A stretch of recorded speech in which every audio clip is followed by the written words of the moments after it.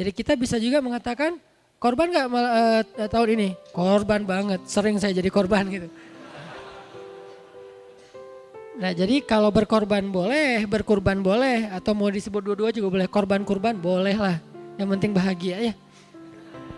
Cuman dalam versi Arab lebih sering diistilahkan dengan udhiyah, adha, tadhiyah atau korban. Kalau di Indonesia tergantung lamanya hijrah. Kalau baru hijrah berkorban. Kalau udah lama hijrah berkurban. udah Arab gitu. Ya, padahal sama aja sih. Mau lama mau sebentar tetap aja namanya udhiyah, tadhiyah. Dan tadhiyah ini sesuai dengan namanya. Jadi kita udah tahu nih kenapa disebut dengan berkorban atau tadhiyah, kenapa disebut dengan berkurban. Sehingga yang paling penting dari ibadah ini adalah bukan istilahnya. Yang paling penting dari ibadah ini adalah filosofi dan goalsnya. Sehingga ketika misalnya kita menyebut salah satu atau kita mengakui dua-duanya sebagai sebutan yang boleh, maka kita harus mencoba untuk benar-benar mengambil hikmah dari filosofi penamaannya. Kita kemudian mentarget, kita harus mendapatkan goals dari ibadah ini. Karena kalau kita hanya sekedar menumpahkan darah hewan, kemudian mendistribusikan daging-dagingnya, maka kata Allah Subhanahu wa taala tidak akan sampai kepada Allah daging dan darah hewan itu. Tidak sampai kepada Allah daging dan darahnya. Kalau gitu gak usah nyembelih Ustadz. Bukan kayak gitu maksudnya. Allah tetap menyuruh kita nyembelih, tapi yang sampai ke Allah itu bukan dagingnya. Yang sampai ke Allah itu bukan darahnya. Yang sampai kepada Allah adalah takwa di dalam hati kalian. Takwa di dalam hati kalian. Sekarang kita coba cari tahu nih, hubungan takwa dengan ibadah berkurban apa? Sehingga kita mencoba untuk bisa sampai ke target takwa. Sebagaimana ibadah puasa juga ada hubungannya dengan takwa. Semua ibadah emang hubungannya ujung-ujungnya goalsnya adalah takwa sih. Sebagaimana firman Allah di awal Al-Baqarah itu ayatnya, Ya ayyuhan nas, u'budu rabbakumul ladzi khalaqakum walladzina min qablikum la'allakum tattaqun. Wahai manusia, umum ayatnya. U'budu rabbakum. Beribadahlah kalian kepada Rabb kalian. Beribadah ini juga umum karena ini ayat kayak alinea pertama dari rangkaian ayat di bawahnya. Nanti di bawahnya kalau kita breakdown, sembahlah Tuhan kalian atau beribadahlah kepada Tuhan kalian, kita breakdown. Pointers satu-satu, satu sholat, tujuannya takwa. 2 puasa, tujuannya takwa. 3 haji, tujuannya takwa. 4 kan haji juga gitu. Wa tazawwadu fa inna khairaz zad at-taqwa. Bekalilah diri kalian untuk berangkat haji dan sebaik-baik bekal adalah takwa. Jadi semua ibadah sebetulnya dia media untuk membawa kita kepada ketakwaan. Jadi yang sampai kepada Allah itu takwa, bukan uang yang kita store ke lembaga haji ataupun kementerian haji atau ke travel, bukan. Uang kita nggak sampai kepada Allah. Berkurban, daging dan darahnya nggak sampai kepada Allah. Berpuasa, lapar dan hausnya nggak sampai kepada Allah. Buka puasa itu bukan untuk Allah. Hidangan-hidangan, takjil segala macam itu bukan untuk Allah. Sholat juga kayak gitu. Semuanya sampai adalah takwa, itu goalsnya. Tinggal nanti kita mempelajari secara filosofi apa pelajaran-pelajaran filosofis yang terkandung di dalam ibadah yang kita lagi lakuin yang ada hubungannya dengan takwa itu apa? Misalnya puasa. Puasa itu menjaga diri dari hawa nafsu. Menahan diri biar gak gampang marah. Karena orang biasanya kalau lapar gampang marah kan? Nah kalau laparnya udah bisa kejaga, insya Allah kenyang juga. Kalau kenyang kan kita malas marah ya, pengennya tidur kan? Kekenyangan bukan kenyang, kalau kenyang masih wajar. Kalau kekenyangan malas mau marah-marah, udah gak sanggup mikir. Ya udah pengen, ya udah terserah lo deh tidur. Kalau lapar tuh gampang marah tuh. Karena pengalaman saya di Mesir, orang Mesir itu di bulan Ramadan, perkelahian dan pertengkaran di jalan itu sekitar 3 kali lipat lebih banyak daripada hari-hari biasa. Itu sosial eksperimen saya pribadi. Ada aja tiap hari. Ya, kenapa? Jauhan, lapar. Oh ya udah oke. Begitu beres maghrib itu udah gak ada orang berantem. naik damri kalem-kalem aja pada gini-gini gayer-gayer gitu kan ya. Kenapa? Pada tunduh. Soalnya udah pada kenyang. Nah ini artinya berarti puasa itu melatih diri kita untuk bisa lebih sabar, terutama dalam mengendalikan hawa nafsu. Itu takwa. Itu filosofinya. Sehingga membawa kita kepada takwa. Takwa itu sendiri adalah sami'na wa ata'na. Takwa itu secara garis besarnya pasti kalau kita bedah tuh banyak pastinya. Dan ulama-ulama, ustadz-ustadz, dai-dai itu kadang-kadang membahas takwa dari angle-angle yang berbeda. Tapi kalau kita kumpulkan semuanya, inti dari takwa itu adalah sami'na wa ata'na. Itu inti dari takwa. Salat, hayya 'alas shalah.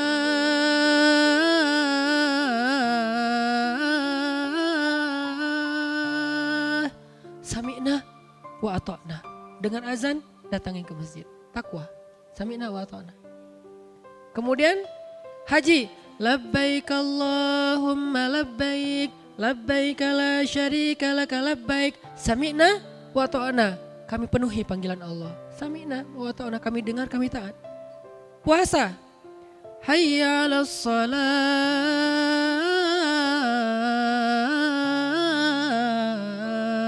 Maghrib. Gua mah biasa kalau makannya telat. Jadi udahlah, belum lapar. Enggak lapar, maghrib ya buka. Mentang-mentang kita udah biasa makannya telat, terus gua mah pengen dapat pahalanya lebih. Jadi bukanya jam 10 malam, gak bisa. Tetap aja bukanya pas maghrib. Kenapa? Ini bukan soal pilihan kita secara subjektif. Ini adalah perintah Allah. Kita lagi belajar kayak sami'na wa ta'na gitu.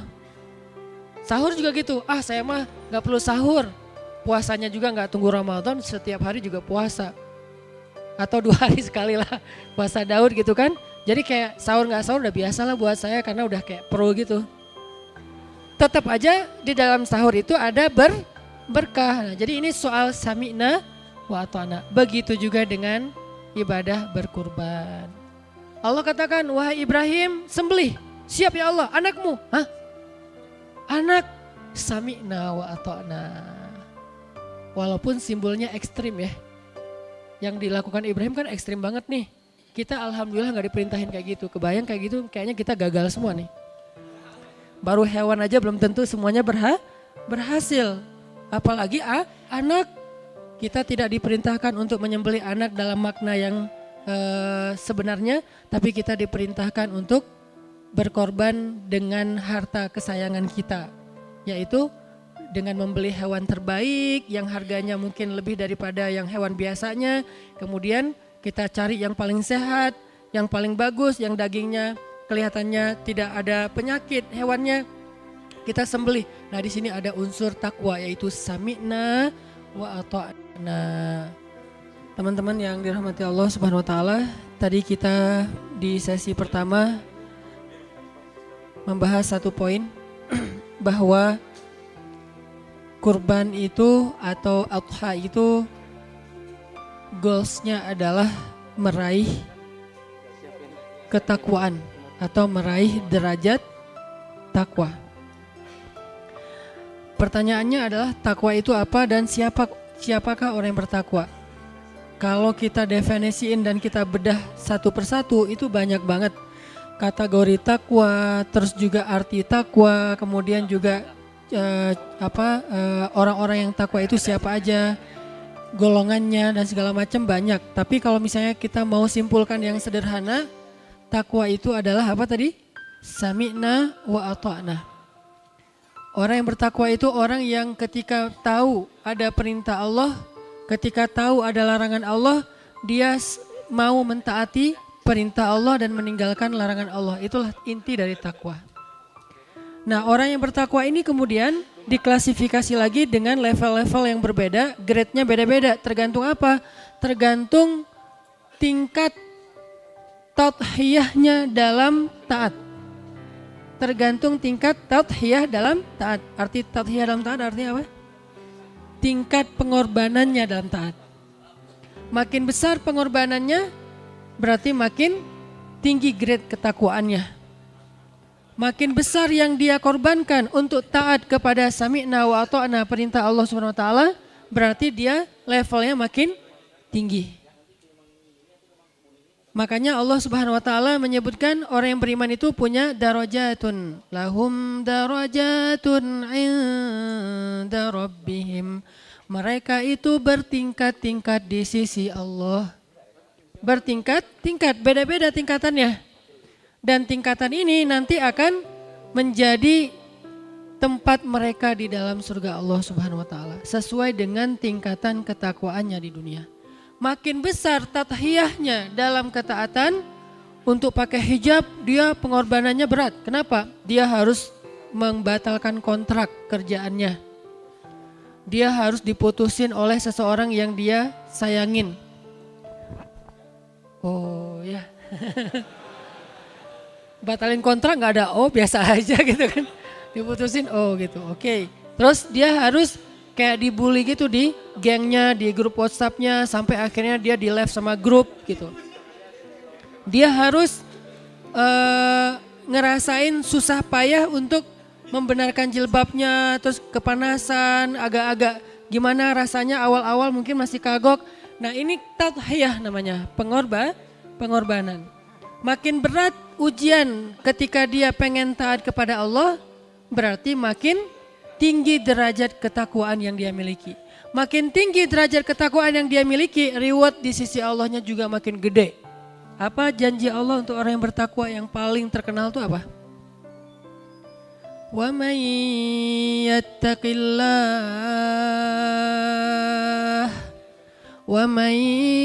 yattaqillah yaj'al lahu makhraja wa yarzuqhu min haitsu la yahtasib.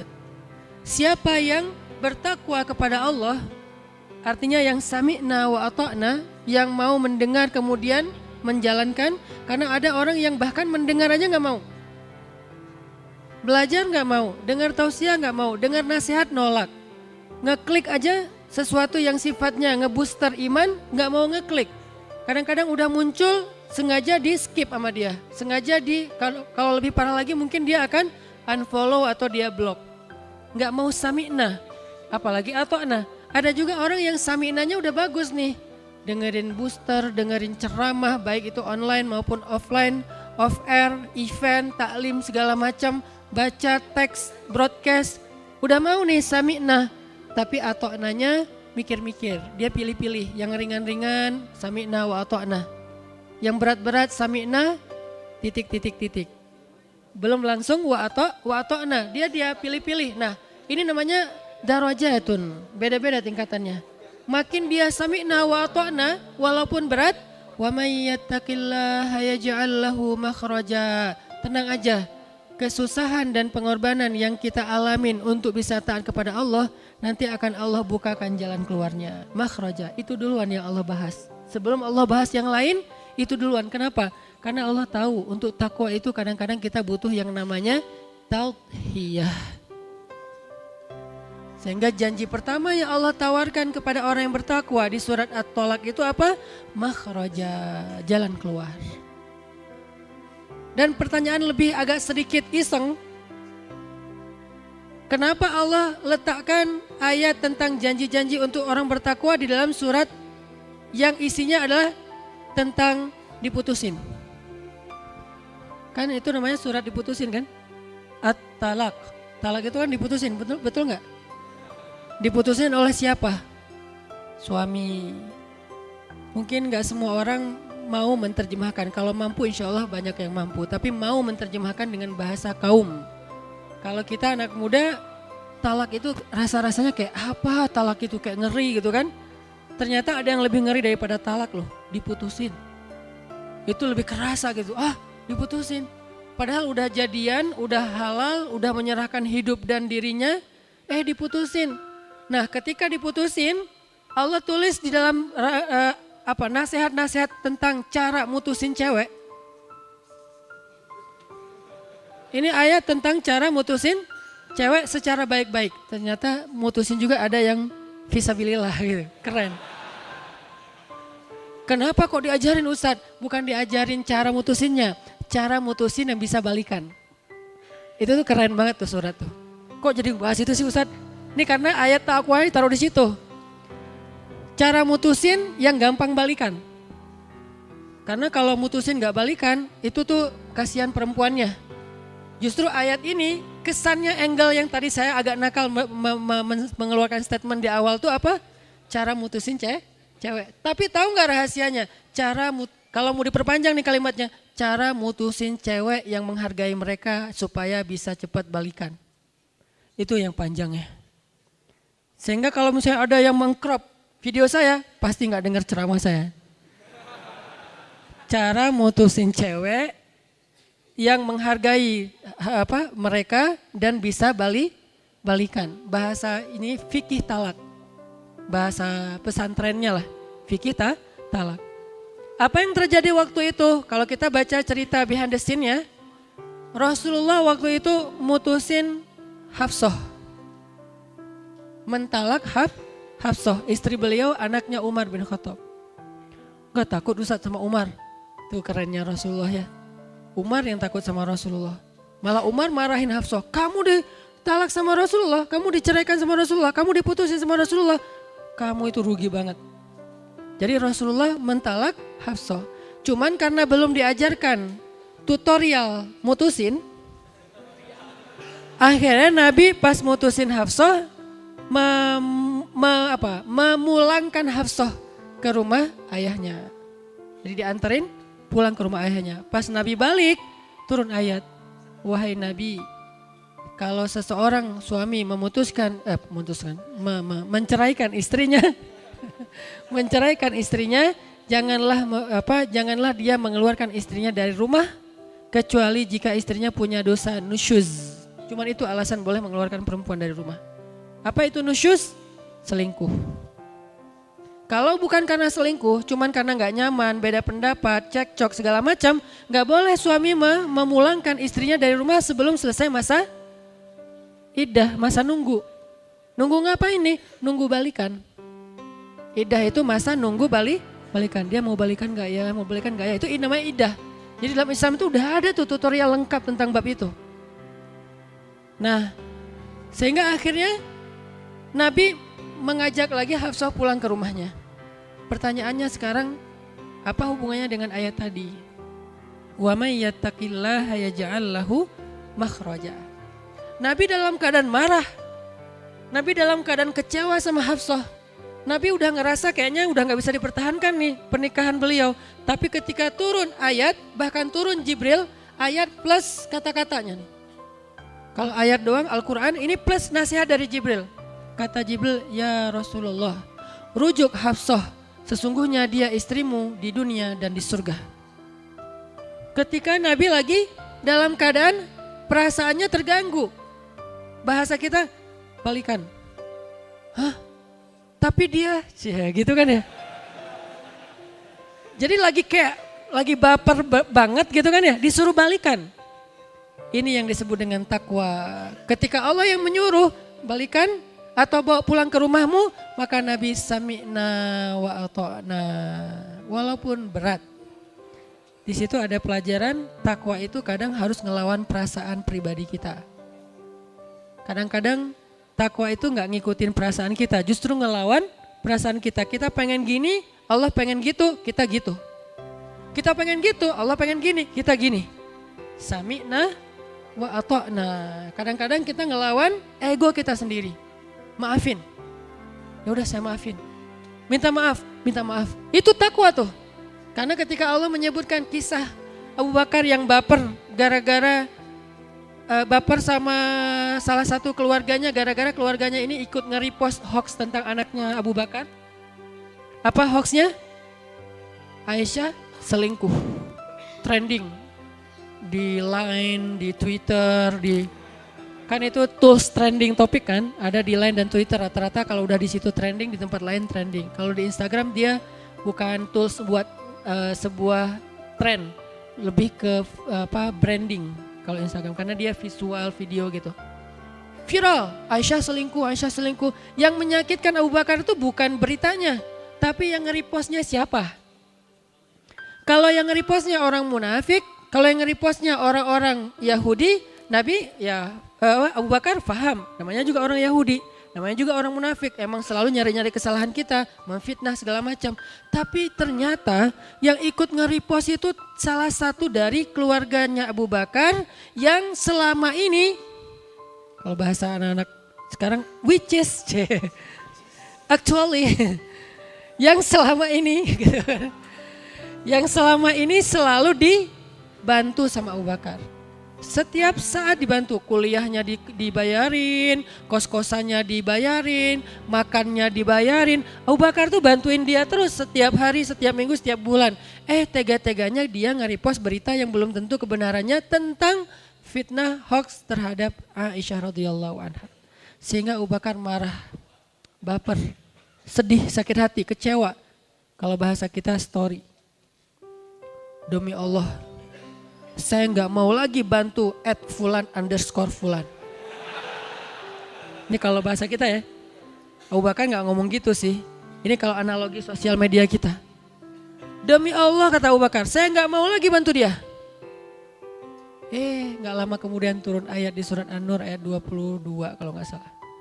Kata Allah, janganlah orang yang memiliki kelebihan harta di antara kalian bersumpah untuk tidak lagi membantu saudaranya, kerabatnya, orang miskin, orang yang berhijrah di jalan Allah. Perintahnya apa? Wal ya'fu wal yasfahu. Maafkanlah dan berlapang dadalah. Nabi manggil Abu Bakar. Abu Bakar kesini dulu. Datang Abu Bakar. Ada apa ya Rasulullah? Udah turun ayat tentang kamu. Masya Allah, Masya Allah. Apa ya Rasulullah? Pas dibaca langsung Abu Bakar menangis. Kata Allah, wal ya'fu wal yasfahu, maafkanlah dan berlapang dadalah wahai Abu Bakar. Ala tuhibbuna ayaghfirallahu lakum? Allah menegur dengan kata-kata ini. Ala tuhibbuna ayaghfirallahu lakum? Emangnya kamu udah gak mau lagi dapat maaf dari Allah sehingga kamu gak memaafkan sesama kamu?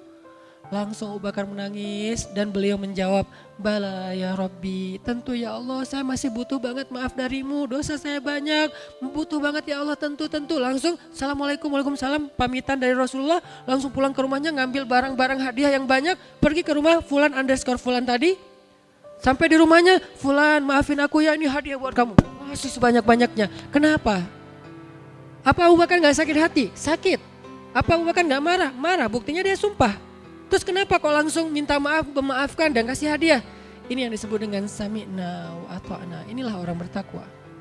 Bukan gak pernah salah, bukan gak pernah keliru, bukan gak pernah bikin dosa.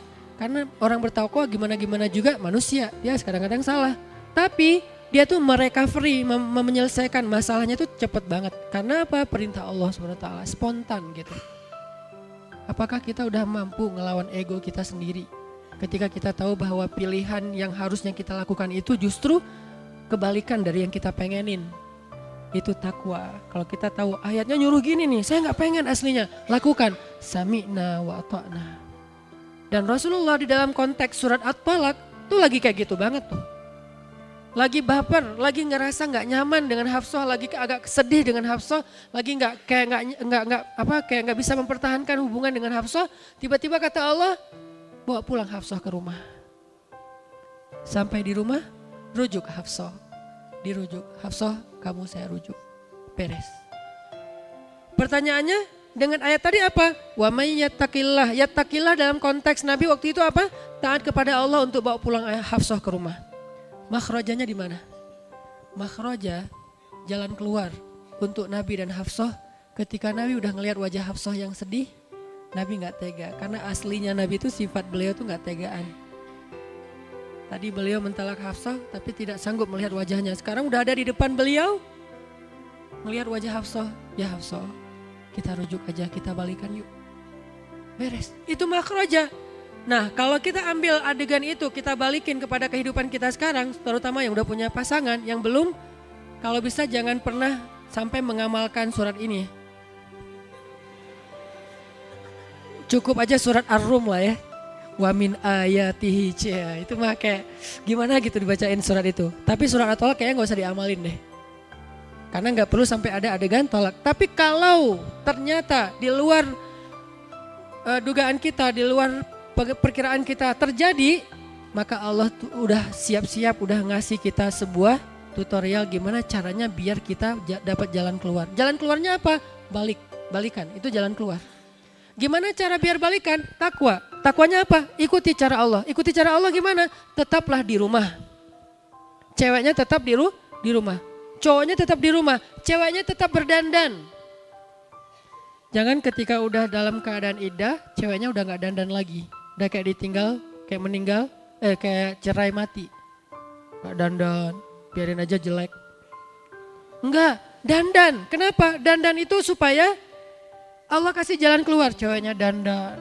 Yang tadi sebelum iddah jarang dandan, sekarang pas iddah dandan banget gitu kan ya. Wah, touch up, blush on, apa pakai foundationnya tebal gitu kayak nano coating gitu kan. Kan foundation tuh kayak nano coating kalau di mobilnya. Wah, tebal banget kinclong gitu kan ya. Wah, udah dandan banget. Tujuannya buat apa teman-teman? Biar suaminya berkasih sayang lagi. Aduh, istri saya cantik ya. Wah, kalau gini gimana ya? Balikan gitu kan ya. Nah, itu tuh makhraja, itu tuh jalan keluar. Memang kayak gitu tutorial yang diajarkan Allah, syariat kalau bahasa kita. Syariat itu kan tutorial, how to kan. Bahasa resminya syariah, jalan atau cara. Kalau bahasa kita tutorial. Kayak gitu syariatnya, ceweknya berdandan, masakin buat suaminya masakan yang enak, siapin kopi, suaminya tetap ngasih nafkah buat istrinya, tetap bekerja, pulang capek-capek. Makin dia capek pulang ke rumah disiapin makanan, makin berasa kasih sayang mereka. Kalau tidur-tiduran aja disiapin makanan kan males ya, biasa aja gak lapar kan. Tapi makin lapar di luar, makin capek di luar, pulang dipijitin, pulang disiapin air anget, pulang terus diguyur. Ya jadi kerasa gitu, yang satu capek, yang satu pengertian, kan pas tuh, klop banget kan. Yang satu capek, yang satu pengertian. Akhirnya lama-lama mereka mulai, tadi diam-diaman aja. Pak, mau dimasakin air panas? Terserah.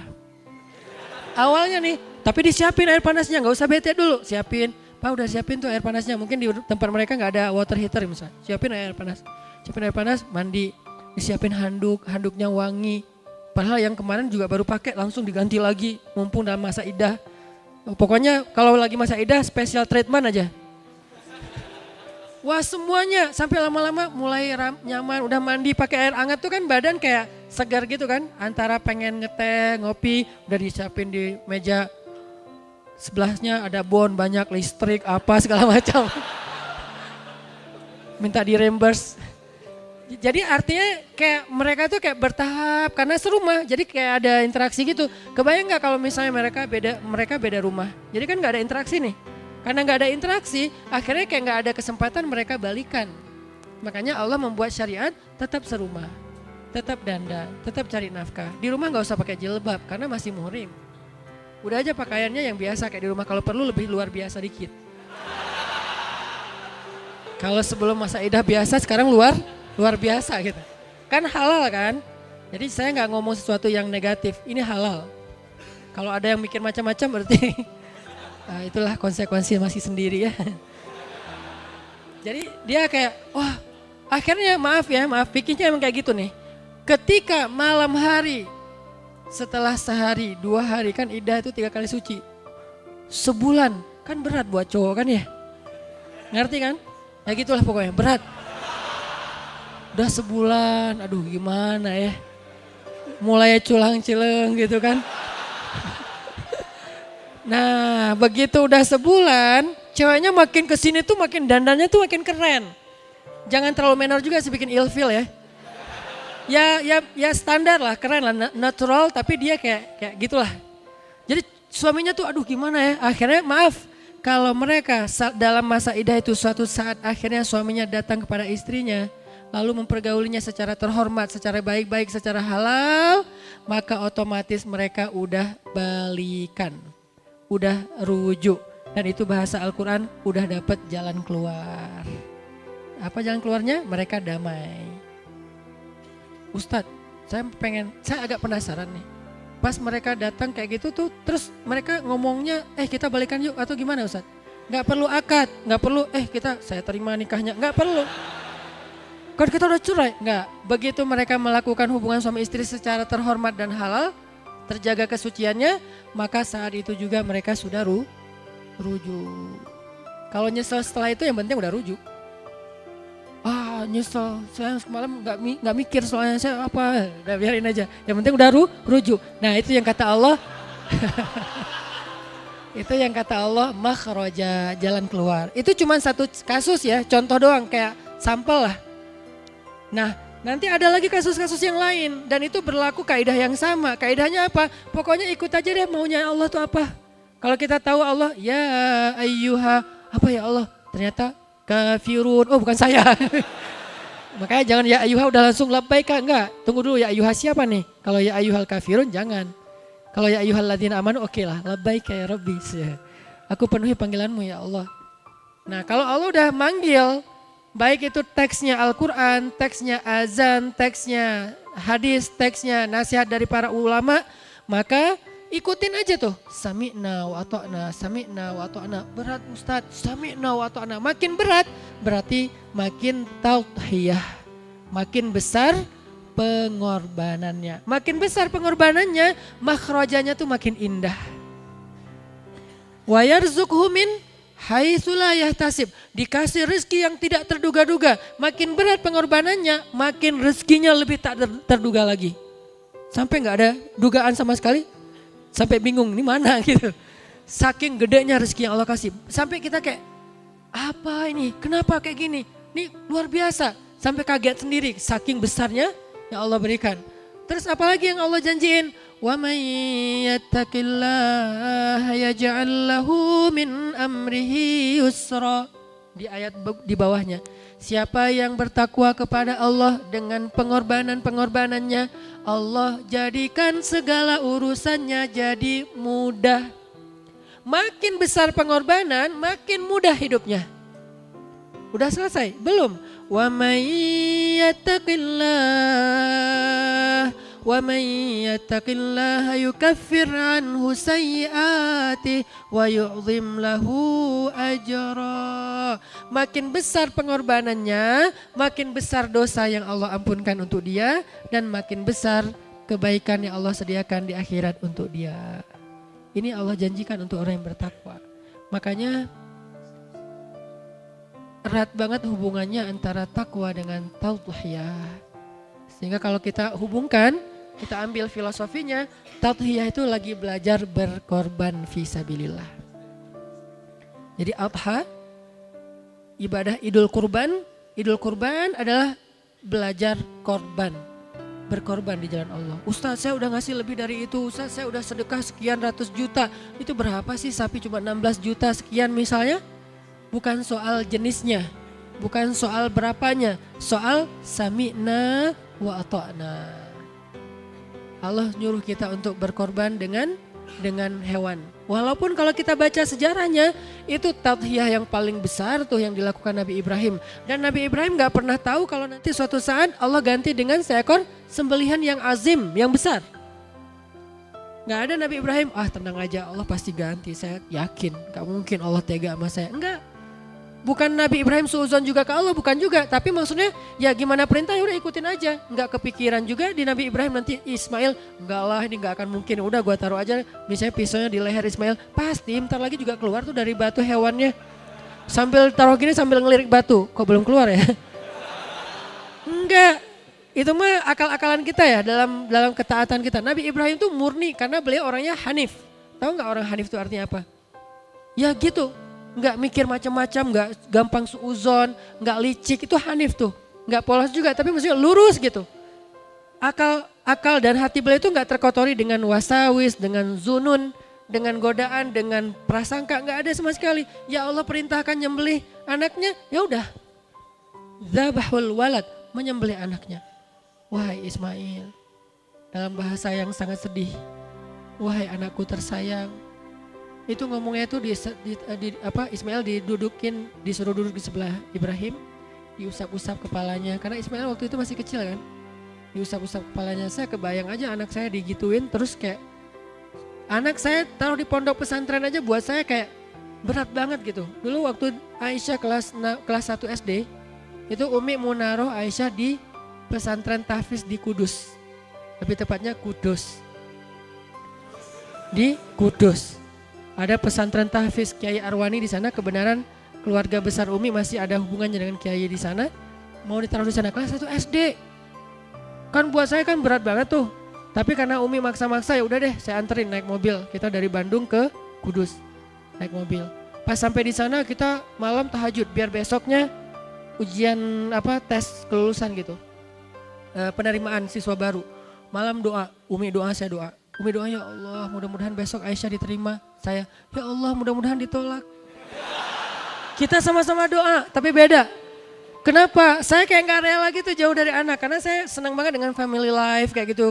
Jalan, nongkrong bareng anak, ngapain pokoknya sederhana tapi kayak pokoknya bareng lah gitu.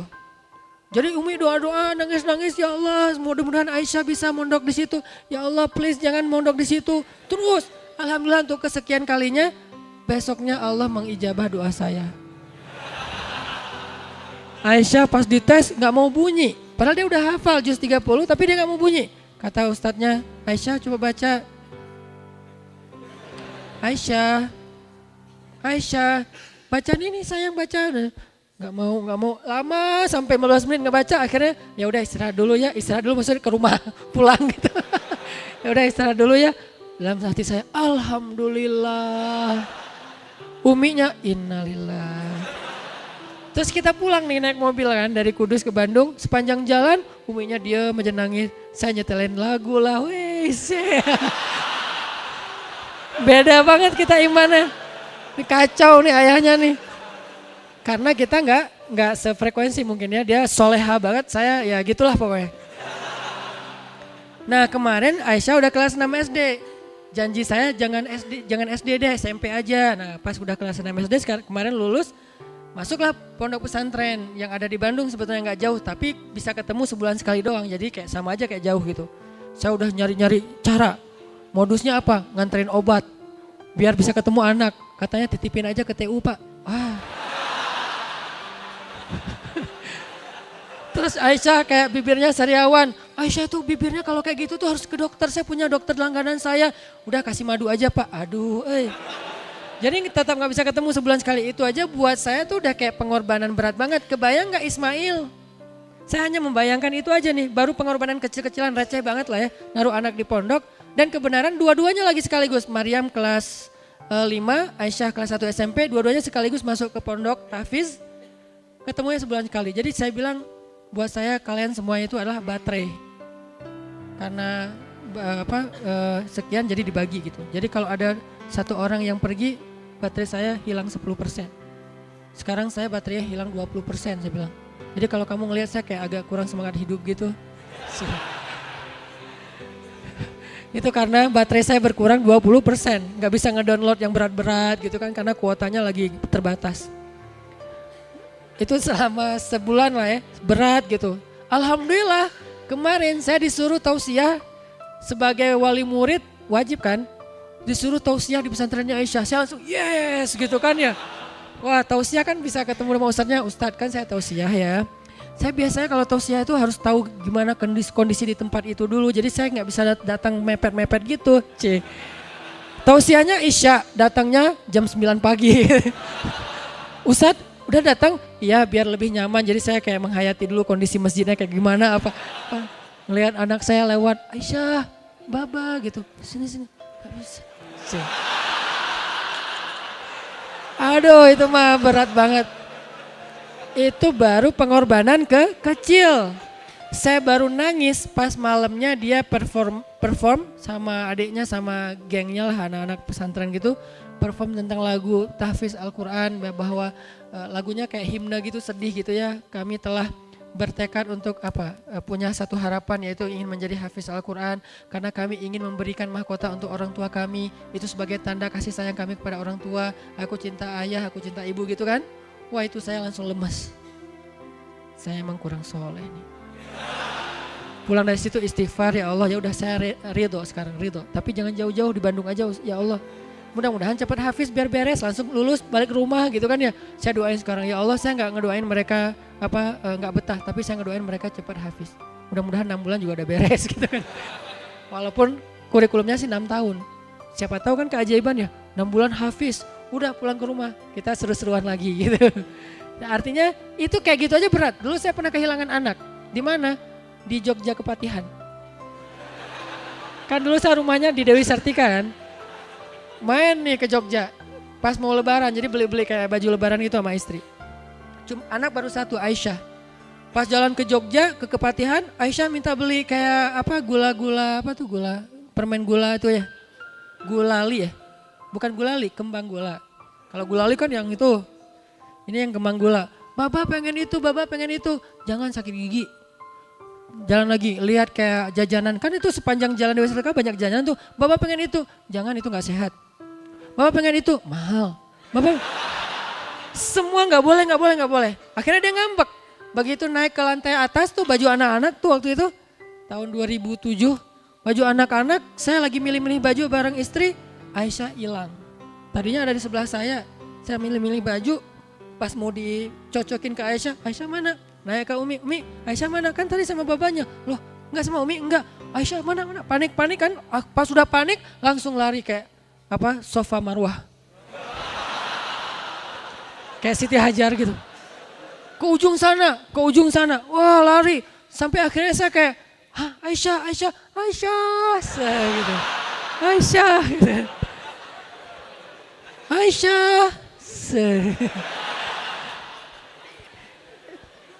Maaf ya, dulu waktu SMA saya pernah ikut apa namanya tuh kayak teater gitu.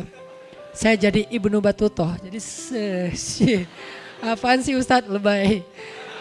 Jadi saya manggil-manggil Aisyah kayak benar-benar itu demi Allah panik banget. Karena saya kayak baca koran gitu cerita penculikan anak lah, anak hilang segala macam kan jadi kayak jantung copot gitu kan.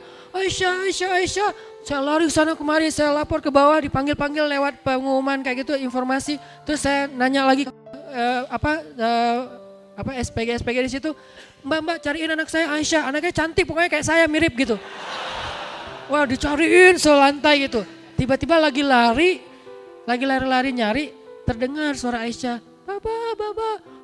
Saya langsung kayak Aisyah.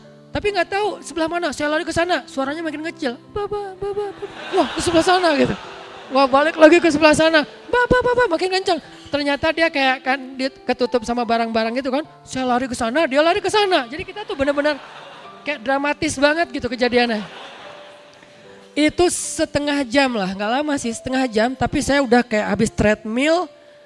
Terus jantung saya tuh nggak tahu copot di mana, nyari jantung juga abis itu. Pokoknya berat banget. Pas udah ketemu Aisyah langsung saya peluk gitu slow motion gitu kan.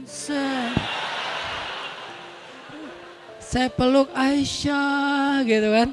Terus uminya kita bertiga gitu. Udah beres itu kata Aisyah kemana? Habisnya Baba nggak mau beliin apa-apa buat Aisyah. Oh ya udah ya. Mau apa? Itu ambil.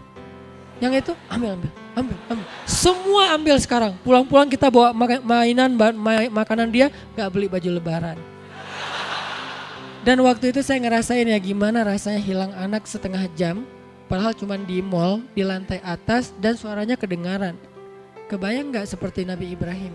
Yang mungkin kalau itu kejadiannya gak ada yang berubah, skenarionya bakal kehilangan anaknya selama-lamanya. Kebayang gak perasaan ibunya Musa yang harus menghanyutkan bayinya ke sungai Nil dan bisa hanyut sampai lintas negara. Tapi kok mereka mau taat sama Allah dalam perintah-perintah yang aneh kayak gitu. Itulah takwa. Kita baru diuji kecil-kecilan aja udah ngeluh, ya Allah kenapa kurang saya apa? Allah maunya apa sih? Allah gak adil sama saya. Itu kita. Mereka Nabi Ibrahim yang disebut Khalil. Kekasih Allah masih disuruh nyembelih anak. Seolah-olah kalau mau nanya lebih berhak lagi. Ya Allah kurang saya apa dalam pengorbanan saya. Saya hijrah loh dari Irak ke Palestina. Saya bawa loh anak saya tinggal di Mekah seorang diri bareng dengan ibunya. Seorang diri bareng dengan ibunya. Nggak ninggalin apa-apa gitu. Dan bertahun-tahun saya nggak ngejenguk. Kurang apa lagi ya Allah engkau nggak percaya iman saya. Kan bisa gitu kan? Enggak.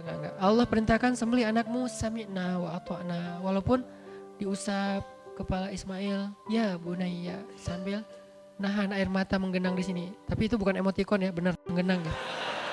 Kan ada tuh emoticon yang menggenang di sini gitu. Terus ekspresinya gini. Nah itu emoticon. Nabi Ibrahim menahan air matanya diusap kepala Ismail, ya bunayya. Kalimat ya bunayya itu tuh harus kita pahami dengan angle storytelling. Jangan angle kajian ilmiah. Ya bunaya secara bahasa artinya, aduh kurang dapat ceritanya. Ya bunaya kalau dilihat dari sisi perasaan, itu panggilan ketika seseorang tuh lagi dalam keadaan perasaannya tuh dalam banget, terus kayak kehilangan banget, terus kayak sedih banget gitu. Itu panggilnya ya bunaya.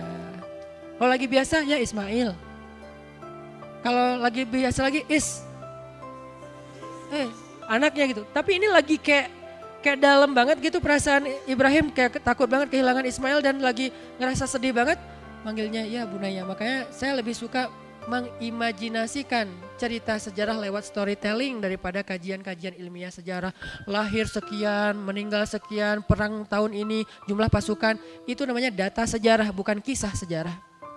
Kita kalau cuma dengar data sejarah, kita tuh nggak dapat feel apa-apa. Jadi kayak nggak dapat apa-apa dari sejarah. Kenapa kita nonton film-film Hollywood itu sampai 4 jam kita nggak keluar dari ruang studionya?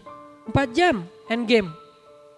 Kok kuat gitu? Karena dia kayak story-nya tuh bagus banget sampai kita terlibat nonton film misalnya kayak yang horor, kita sampai kaget-kaget sendiri gitu kan ya. Nonton film sedih kita jadi kayak sedih sendiri, nonton film thriller kita jadi kayak gregetan sendiri karena dia menyajikannya dalam adegan. Nah, sirah kita kurang banyak storyteller dalam dakwah kita tuh. Sehingga ketika menyampaikan sirah agak kurang storytelling. Jadi orang dengar sirah tuh kayak kaku, bosan banget sih bahas sahabat atau para nabi. Nabi Adam, beliau adalah, nah ini kalau udah mulai beliau adalah berarti definitif. Sementara dalam bahasa cerita langsung masuk ke konflik, langsung masuk ke adegan. Kan saya dulu serius belajar sastra, saya nulis novel, saya nulis cerpen. Tapi nggak dibukuin, kenapa? Karena isinya curhat. Daripada ketahuan ya udah nggak usah dibukuin. Tapi banyak dan saya jadi juri penulisan cerpen dan novel. Jadi saya kalau baca tulisan orang nggak mau baca semuanya, baca di awalnya aja. Kalau di awalnya pada suatu hari langsung coret. Kalau di awalnya pengenalan tokoh langsung coret. Awal tuh konflik langsung. Dan itu Al-Quran gitu banget. Coba baca surat Yusuf. Awalnya apa? Konflik. Apa konfliknya? Bahwa matahari, bulan, bintang sujud kepadaku. Itu kan klimaks dari konfliknya kan. Lalu dikisahkan ke ayahnya. Ayah, aku mimpi ini. Kata ayahnya apa? Konflik juga tuh. Jangan ceritain ke kakakmu. Nanti kamu akan dicelakai. Konflik kan? Baru kemudian mulai dari alur awal. Diajaklah Yusuf untuk menggembala segala macam. Jadi kayak alur itu dipakai loh sama Al-Quran. Pas sampai di tangan kita jadi kaku. Karena kita nggak belajar tentang storytellingnya Al-Quran dan Sunnah. Nah saya ketika mengisahkan ini bukan mau lebay, bukan mau ditambah-tambah, enggak. Ini diambil dari kata-katanya. Pemilihan diksi itu tuh mempengaruhi loh. Kenapa Ibrahim bilang ya bunayya? Itu bukan ya bunayya. Bukan gitu cara bacanya. Karena itu khutbah. Khutbah Idul Adha. Enggak, ya bunayya, diusap kepala Ismail. Ini anak baru ketemu sehari setelah sekian tahun berpisah. Kebayang ya perasaannya? Saya kalau lagi umroh 10 hari aja pulang ke rumah itu kayak malam itu gak mau tidur. Mau ngeliatin wajah anak aja, biarin dia aja yang tidur. Saya tidur di sebelahnya maksudnya. Jadi maksudnya kayak aduh ini udah 10 hari apa segala macam. Ini nih baru ketemu sehari setelah sekian tahun, terus disuruh perintahkan untuk wafat, disembelih dengan cara disembelih berat banget. Sehingga Ibrahim tuh dan Ibrahim tuh bukan kita yang mungkin hatinya agak keras. Ibrahim tuh hatinya lembut banget. Kalau kita aja baper, Ibrahim lebih baper lagi tuh. Paham ya kondisi perasaan Ibrahim? Ya bunayya, aku bermimpi dan kamu tahu mimpi itu wahyu karena ayah seorang nabi. Ayah diperintahkan untuk melakukan sebuah perintah Allah. Apa sih ini? Ya diperintahkan gitu ya. Kata anaknya, apa wahai ayah?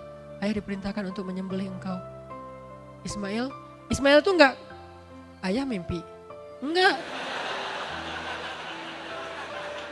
Jadi gara-gara mimpi, enggak gitu. Ismail tuh soleh. Ayah, aku enggak salah dengar kan? Itu bukan Ismail. Ismail tuh paham banget dan mereka tuh elegan lah ya, cara komunikasinya elegan, gak ada canda-canda yang gak penting. Jadi ketika Ibrahim bilang, aku diperintahkan menyembelihmu wahai anakku tersayang lagi, ya bunayya. Terus Ismail jawabnya juga gitu, baper berat. Bahasanya apa? Ya abati. Ya abati itu kasih sayangnya juga dalam. Wahai ayahku tersayang. Yang baru ketemu, aku masih kangen banget sama ayah. Aku belum pernah ngerasain hidup tumbuh bersama ayah. Selama ini sama ibu aja. Aku belum pernah main sama ayah, berburu bareng dengan ayah seperti anak-anak yang lain. Baru juga sehari ketemu dengan ayah. Itu perasaan yang tidak dia ungkapkan kecuali dengan satu kata, ya abati. Ibrahim juga begitu, wahai anakku, ayah tahu, ayah baru ketemu kamu dari sejak kamu kecil tuh ayah udah ninggalin kamu, ayah kangen banget sama kamu, ayah pengen ngajak kamu ke masjid, kita bangun masjid berdua, kita berburu bareng, kita main bareng, kita tidur cerita-cerita tentang para nabi sebelum tidur. Wahai anakku, ayah masih kangen sama kamu, baru juga sebentar kita ketemu, tapi Allah perintahkan ayah untuk menyembelih kamu.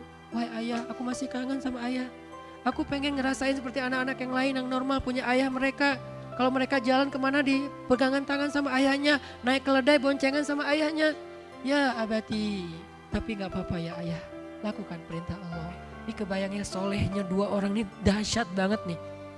Lakukan perintah Allah ya ayah, aku akan bersabar. Ibrahim mendengar cerita itu makin sayang sama Ismail dan makin berat hatinya. Kalau anaknya protes-protes mungkin agak sebel dikit ya, kamu udah tahu perintah. Ini nih kan orang kadang-kadang makin dibenturin kan makin jadi kan. Ini enggak, makin dia kayak nurut, makin dia pasrah itu kan makin gak tega kan. Itu tuh berat banget loh buat Ibrahim. Terus mereka berdua pagi-pagi jalan gak ngomong-ngomong ke Hajar. Kalau akan ada adegan itu, Hajar kirain Ibrahim mau ngajak Ismail berburu. Bawa golok, bawa apa, dikirain mau berburu, jalan. Pas sampai di daerah Mina, Ismail bilang, ayah, asah pisaunya yang tajam biar aku gak kesakitan. Diasah sama Ibrahim, asah yang tajam setajam mungkin. Ayah pakai penutup baju ya biar nanti darahku tidak mengenai baju ayah, kelihatan sama ibu, nanti ibu jadi sedih. Ditutup sama Ibrahim bajunya biar gak kena darah.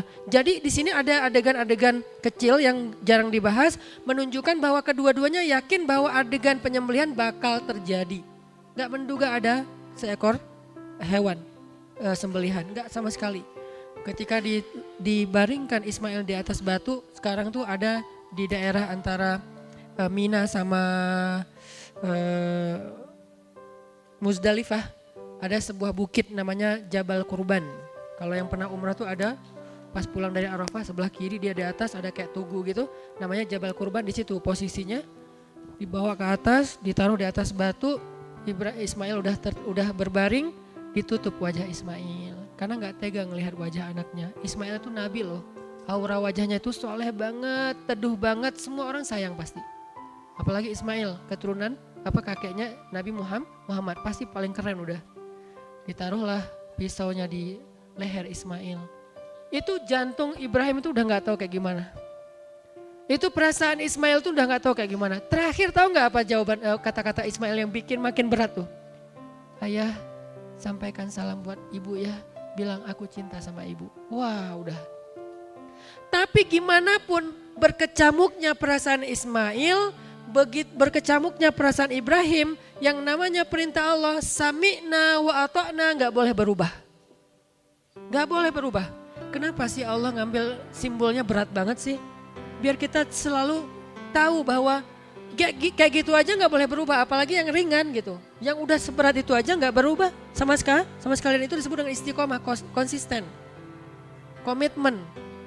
Nah akhirnya Ibrahim naruh pisaunya di leher Ismail. Ketika udah mantap, bismillah ya Allahu Akbar. Dan itu perpisahan dengan anaknya. Anaknya udah siap untuk kembali kepada Allah. Ayahnya udah siap untuk berpisah dengan anak satu-satunya yang waktu itu masih dimiliki. Belum punya Ishak. Karena Ishak setelah ini baru Allah kasih Ishak. Baru satu-satunya. Baru ketemu sehari. Sekarang udah mau berpisah dengan cara yang paling berat. Ayahnya sendiri akan menyembelihnya. Ketika mau ditarik tuh pisau oleh Ibrahim. Allah Maha tahu. Allah tunggu sampai detik-detik terakhir. Allah pengen lihat benar gak nih takwanya nih. Sungguh-sungguh gak takwanya nih, taatnya nih. Begitu mau ditarik, Allah tahan tangan Ibrahim. Mau ditarik gak bisa.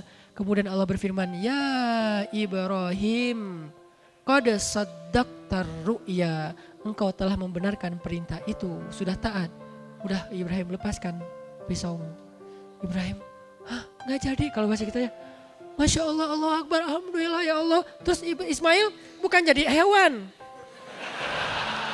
Itu mah dongeng masa kecil ya. Ismail jadi hewan. Terus Ismailnya kemana? Gitu kan ya? Aneh. Itu pertanyaan saya dari sejak saya SD. Baru terjawab ke pas saya udah kuliah. Saya kan dari kecil tuh suka baca ya. Baca terutama baca cerita. Di perpustakaan itu semua buku cerita udah pernah saya baca. Tapi kalau yang teori-teori saya males. Yang cerita tuh senang. Ambil baca. Nah salah satu yang bikin saya penasaran. Ini Ismail kemana ini? Dari kelas 3 SD udah nanya Ismail kemana ya? Tanya ke Mak Ismail kemana? Langit. Oh ya. Orang tua zaman dulu kan asal ya kalau jawab ya. Oh ya di langit. Terus saya ngebayangin Ismail ke langit. Tapi kan setelah itu ada adegan membangun Ka'bah segala macam terus dia turun gitu. Bingung kan? Baru kejawab pas sudah kuliah Ismailnya nggak jadi hewan. Ismailnya dibangunkan keluarlah hewan dari batu. Kayak Nabi Soleh, unta keluar dari batu. Ini sembelihan nggak tahu bentuknya apa. Dibandingkan mereka sembelih berdua. Jadi bukan Ismail tiba-tiba loh kaki kamu kok jadi berubah sih? Enggak, itu namanya Israiliyat kalau dalam ilmu tafsir. Apa Israiliyat? Mitos-mitos orang Yahudi. Ternyata cerita-cerita dongeng anak-anak kita dulu, nggak tahu sekarang ya, banyak terpengaruh oleh mitos orang Yahudi. Kalau sekarang banyak terpengaruh oleh mitos Syiah. Antara dua itu, karena yang paling banyak bikin mitos itu cuma dua golongan ini nih. Yahudi sama Syiah. Makanya kalau kita baca cerita-cerita Syiah itu kayak aneh-aneh gitu, ada gitu. Malaikat Jibril salah nurunin wahyu. Pengen nurunin ke Ali, malah ke Muhammad. Pas udah turunin gak bisa tarik lagi, ya udahlah udah terlanjur. Udahlah Muhammad aja jadi nabi. Masa ada gitu malaikat yang salah? Nah ini namanya Israiliyat atau apa mitos-mitos Israiliyat yang kemudian diriwayatkan oleh orang-orang Syiah. Allahu a'lam. Yang jelas teman-teman filosofinya adalah pengorbanan. Dan alhamdulillah ternyata adegan pengorbanan itu menjadi syariat. Tetapi tidak lagi perlu mengulangi adegan Ibrahim Ismail, hanya perlu melanjutkan adegan Ibrahim dengan seekor zabhun azim, sembelihan yang sangat besar dan gemuk sehat. Zabhun azim, itulah yang kemudian kita lakukan pada Idul Adha. Sehingga buat kita, mari sama-sama kita berazam. Bukan, buat yang mampu ya Ustadz. Nah ini nih beda nih. Kalau orang selalu menempatkan dirinya sebagai, saya belum mampu, saya nggak mampu. Itu nggak akan pernah melaksanakan adegan sejarah Nabi Ibrahim. Saya punya seorang teman anak saya, temannya Aisyah, kelas 6 SD di Cimahi. Namanya, karena ini kebaikan saya sebut namanya Abdan. Abdan ini sekarang udah hafiz 30 juz, usia kelas 2 SMP udah hafiz. Abdan ini, dia tuh diam-diam, selalu nggak pernah jajan di sekolah karena uang jajannya ditabung untuk bisa suatu saat bisa nyembelih hewan kurban sendiri, bukan dari ayahnya. Diam-diam tuh. Setelah sekian lama nggak tahu berapa bulan, nggak tahu berapa tahun, tiba-tiba dia ngomong ke ibunya pas kelas 6 SD, "Mah, aku tahun ini udah mau berkurban. Uang dari mana nak? Uang aku sendiri dari jajan yang selama ini aku tabung." Terus kamu nggak pernah jajan, nggak pernah dipakai buat nabung hewan kurban, gak tahu berapa tahun, gak tahu berapa bulan. Karena saya gak tahu berapa persis jajannya. Terus ibunya, jadi kamu gak pernah jajan selama ini yang ibu kasih? Gak pernah, duh kasihan dong, nah kenapa kamu gak minta aja ke ibu? Enggak, karena aku pengen dari uangku sendiri. Itu yang disebut dengan tadhiyah. Kalau lebih, kurang tadhiyahnya. Justru kalau ke dalam kondisi kita ngerasa kayak uang kita pas-pasan, disitulah tadhiyahnya. Kalau kita punya, kambing 3 juta, ya udah transfer aja, mah tolong transferin, ntar aku balikin. Gampang, tapi kalau buat orang 3 juta, kos-kosan 6 bulan. Mikir gitu kan? Nah ketika kita bisa melakukannya walaupun berat, disitulah kita dapat nih filosofi dari ibadah itu sendiri. Dan insya Allah sampai mendidik kita ke arah takwa. Ya Allah sami'na wa ta'na, saya gak punya uang ya Allah, tapi saya mau sami'na wa ta'na. Akhirnya Abdan menyembelih hewan kurban pertamanya di kelas 6 SD dari hasil tabungan uang jajannya. Ibunya nanya ke sekolah, ke wali kelasnya, gurunya baru ngomong, pantesan, kok saya ngelihat Abdan setiap waktu break, waktu pos di sekolahnya dia nggak pernah jajan, dia di kamar aja, dia di kelas aja, dia di kelas aja atau di masjid. Kalau nggak di kelas, di masjid antara dua. Kalau di kelas dia buka buku, kalau di masjid dia sholat duha. Nggak pernah jajan. Saya tanya ke Aisyah pernah ngelihat Abdan jajan nggak? Nggak tahu ya, kayak nggak pernah lihat tapi nggak yakin. Artinya dia nggak pernah ngelihat Abdan jajan. Yang lain anak-anak, apalagi saya waktu kecil, belum juga jam pos tuh udah siap-siap nih, ini uang 1.000. Aman. Itu udah dipikirin, dari mulai masuk kelas itu yang dipikirin nanti jam 10 keluar, oke. Masih aman, oh iya, bakso. Abdan gak pernah jajan, demi apa? Pengen berkurban. Dan itu namanya tauhiyah, itu namanya takwa, itu namanya sami'na wa ata'na. Apakah kita kalah dengan abdan? Bukankah kita banyak mendengar cerita seorang pemulung yang nabung untuk haji, nabung untuk menyembelih hewan kurban dan seterusnya dan seterusnya. Maka tahun ini yuk kita coba belajar berkorban supaya kita bisa berkurban kepada Allah. Bertauhiyah, berkorban supaya kita bisa mendekatkan diri kepada Allah dalam derajat takwa. Dan kita lebih tahu seperti apa melakukan ibadah kurban ini. Cuman insya Allah di Masjid Al-Latif sendiri Pemuda Hijrah kita sengaja bikin program namanya kurban tebar senyum, kerjasama dengan Pemuda Hijrah dan Masjid Al-Latif dan rumah yatim. Kenapa? Karena di sini kita punya beberapa proyek sosial, makanya kita sekarang coba gencar-gencarnya karena ada proyek sosial. Satu, proyek sosialnya untuk rumah yatim sendiri yang menyantuni anak yatim. Jadi dari sebagian kecil dari keuntungan dagang, kan mereka dagang kan hewan kurbannya dari vendor. Dari perdagangan hewan kurban ini nanti diambil buat menyantuni anak yatim, satu. Kedua, karena kolaborasinya juga dengan Rumah Teduh. Saya dapatnya dari Rumah Teduh. Rumah Teduh kan tahu ya, pasien kanker yang luar biasa se-Jawa Barat, bahkan sekarang udah sampai ke Jogja. Mereka pengen bikin program untuk pasien Rumah Teduh, keluarga pasien, dan tetangga-tetangga tempat Rumah Teduh. Biar tetangganya ini enggak merasakan kenyamanan dari hadirnya Rumah Teduh. Bukan ngerasa cuman ada orang yang sakit, mungkin dengan aroma yang enggak enak. Karena cancer itu kan kadang-kadang aromanya enggak enak gitu kan. Belum lagi limbah orang yang sakit. Sekarang kita entertain sedikit dengan hewan kurban. Oh ya udah, alhamdulillah ya ada Rumah Teduh, kita dapat hewan kurban lebih banyak dari yang lain. Nah ada kayak bonding dengan tetangga juga. Ini program Rumah Teduh. Yang ketiga, Pemuda Hijrah punya beberapa komunitas binaan. Baik dia komunitas maupun personal, kita pengen ngasih yang agak lebih banyak dari biasanya supaya itu jadi kayak ngerangkul binaan-binaan dakwah. Supaya nanti insya Allah kan dakwah Pemuda Hijrah ini dakwah komunitas. Kayak kemarin misalnya saya coba kolaborasi dengan teman-teman. Kalau biasanya dengan Sapma, sekarang mulai tambahin dengan teman-teman PP Jawa Tengah, nanti abis ini PP Jawa Timur, Jawa Barat, Jakarta dan lain-lainnya kita bisa bareng. Tapi kalau pusat sih udah sebetulnya. Nah ini butuh dirangkul. Salah satu cara merangkul itu takliful qulub, membujuk hati, salah satunya dengan kebaikan-kebaikan atau hadiah. Nah ini program-program dakwah kita, sehingga saya secara pribadi dan mewakili Pemuda Hijrah dan Al-Latif mengajak kalau teman-teman pengen support program dakwah plus berkurban tapi sekaligus mensupport program dakwah yang tadi, anak yatim, pasien kanker, kemudian binaan dakwah, yuk berkurban bareng dengan Pemuda Hijrah dengan Masjid Al-Latif. Di depan tuh udah ada booth 2 buat kurban, satu buat ikhwan, satu buat akhwat. Silakan nanti mendaftar di sana. Ustadz kalau rezeki kita kurang gimana? Allahu alam, teman-teman lebih tahu kemampuannya.